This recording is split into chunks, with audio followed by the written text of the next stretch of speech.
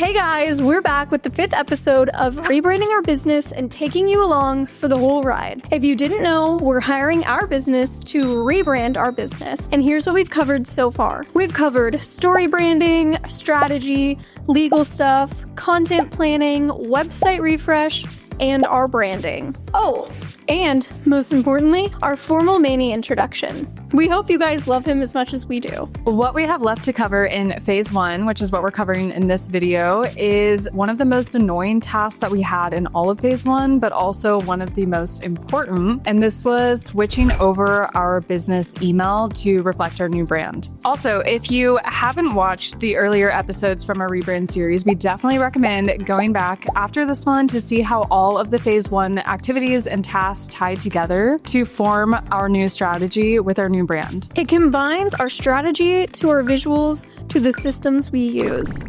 Okay, so finishing the email switch was going to mark the end of phase 1. We were really excited to do it, but also basically dreading it the entire time as well. This is probably one of those stories that's like low-key embarrassing to share, and we feel kind of silly about it because we made so many silly choices over the history of our whole business. But if we can save at least one other business girly out there from having to experience what we experienced, it'll be worth it. Okay, so email backstory. When we started our company, Jolie Marketing, in January of 2022, we just got a free email with Gmail, joliemarketing@gmail.com associated with it. We were keeping costs incredibly low, and it was just easy to start with. But not long after, we realized we needed a more professional email, so we switched to admin@joliemarketing.com, which is our domain for our old company. So we auto-forwarded all of our emails from Gmail to admin, and we told our clients to email this new email. We had to keep our Gmail open because we had managed some Google My Business profiles for our clients at the time and thought it's not that big of a deal if we have to go check it once a month. Well, boy, were we wrong. First tip is we wouldn't necessarily recommend including the word marketing in the domain of the email you want to send it from. We've been told that Google might assume that you're spam, and you're going to have an uphill battle ahead of you like we did with spam issues. Let me tell you, we had the most insane spam problems. I mean, at this point, we had learned all about email authentication, the right SPF or DMARC or TXT records in your domain registrar, SMTP setup for contact forms, and so much more technical stuff. And this was absolutely affecting our work. Clients that we had had for over a year were suddenly not getting our emails because they were going to spam. So what did we do? We went ahead and got ourselves a new domain with a new email. We decided that we were going to go with Jolie MKG instead of the full word marketing and start fresh. Fingers crossed that this would help with all of our spam email issues. We told ourselves this was the last time and the last switch, but this was before we ever talked about rebranding. And the reason why we couldn't just add a secondary domain or an alias is because we were worried that if the primary domain was still attached to Jolie Marketing, we would still have the same spam problems. So we've now auto-forwarded our emails again to a howdy@joliemkg.com. Told our clients again we have another email to send them to, and now we are managing profiles on our old Gmail account, our old admin account, and this new Howdy account. And what's even funner is we were paying for all of these workspaces. Then we said, let's make this one step more complicated. A few years back, as we've mentioned in other videos, we were starting our Mad Banana Manny's Business Book Club. So naturally, we also set up another new workspace for Mad Banana. With that email and branding and Google My Business profile, everything was associated with this Mad Banana domain. The good thing was this wasn't associated with our clients, so we didn't have to tell them or auto-forward any emails, and we barely used it, but the fact is it existed. So when we decided recently to rebrand to Mad Banana, this was great news because we can finally organize and clean up all of these old workspaces and condense everything into one Gmail workspace finally. Yay! But the dread came from the fact that we needed our Howdy workspace to inherit the domain and not just move to the existing Mad Banana workspace, because all of our documents, sign-ins, clients, 80% of what we do in our business was under this new Howdy at Jolie MKG workspace. And we've grown to the point of just simply auto-forwarding and quote leapfrogging to another new workspace and telling our clients to move again. It's just simply not possible to the scale that we've grown to. So now you know our sad email history and all of the silly mistakes we made back in the day. It was really a thorn in our side, especially that whole spam solution. It felt like there was no end in sight, but it feels really good to be in the clear. We're excited to go forward with Mad Banana this time. So this leads me to tip number 2, which is we would recommend getting familiar with the technical side of the things that you're involved in within your business. You may not necessarily 100% need to be as familiar with stuff as we did. For example, if you're using a web provider, they may do this for you. However, I think it's always helpful to be more informed and more educated about some of the more technical, detailed things within your industry, within your business, and the services that you offer, just in case you ever need to problem solve down the line. You can never be too educated about this stuff, especially if you are DIYing it and keeping all of this in-house. There's plenty of technical domain records and things like that, especially with email, that you should be aware of in case you ever have some problem. You can at least have a little bit of a heads up on what's going on, so you know where to start. So let's get into the email workspace solution. Gmail does have a way to handle a rebrand. It's actually one of the examples they give. To add a secondary domain, you then need to switch it to be the primary domain, and then it inherits all of your old stuff that the primary had. It's kind of like those dish flipping videos with the flan, and then you're hoping that it doesn't like completely spill out everywhere. I don't know if you guys know what we're talking about, which sounds simple enough. However, the process of actually doing this, since we already had that Mad Banana workspace out there from the book club era, we first had to go to that workspace, save everything, delete it so we could free up the domain, and then add it as a secondary domain onto our main account with Howdy at Jolie MKG. I did this using Google Takeout, which I love that name, by the way. It sounds like you're getting takeout from a restaurant. I like that. I made sure to grab screenshots of the few reviews we had on that profile to have them for later.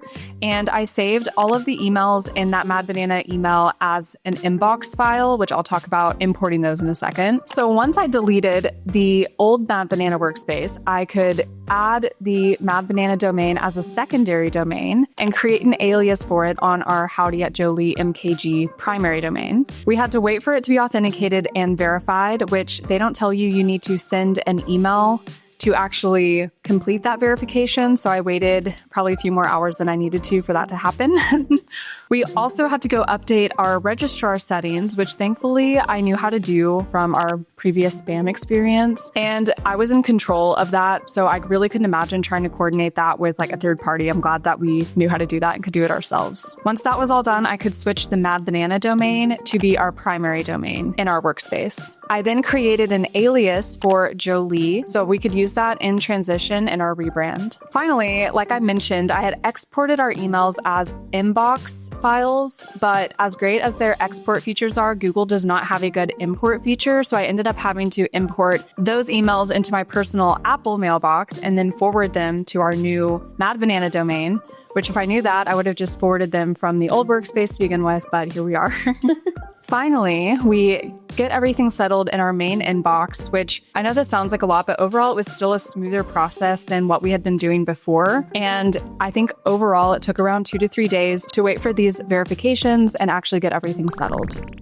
We were trying to be super tedious and careful with all of the documentation and chatting with Google Gemini since everything that we were doing was within the Google world. Because if we had accidentally done something wrong or had to deal with email spam again, I really don't know what we would do. We might lose it. It was also fun to finally update our email sign-off. Again, another one of those things that makes it feel like, wow, this rebrand is real and it's happening so fast. So as a duo, Madison and I share an email account. We don't have an Anna @ and a Madison @ we just share one email account. So instead of doing that shared inbox or alias that Google offers for another email address, we just had it all coming from the both of us for now. We can always update it later, but for now it's just easier for us, as we've been communicating this way for a couple of years now, to keep the one email address the same. So our third tip is to have one Google Workspace. And if you decide to rebrand or change your email, you can always just use the secondary domain feature instead of creating a whole new workspace and migrating it to that if you want to keep your current workspace as is. If you're earlier on in your business than we are, please learn from our mistakes. It will probably save you a headache or two down the line. Or hopefully you don't have to deal with these email issues at all. So after all this, we thought we were done. I did not catch that we were supposed to do that.